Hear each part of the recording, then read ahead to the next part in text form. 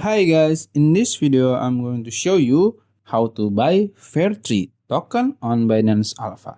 It's very easy and simple. First, open your Binance apps and go to your asset in the bottom right corner here. And then as you can see in the top there is wallet, you can click it. And this is your Binance wallet. As you can see there is Alpha tab here, you can click it. Then as you can see there is FAIR3, you can click this one, and then this is the charge.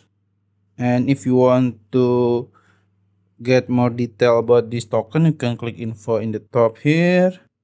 Also you can check the audit, and if you want to buy it, you can just simply swipe here, click swipe in the bottom, and then you can swap your BNB or other token to FAIR3.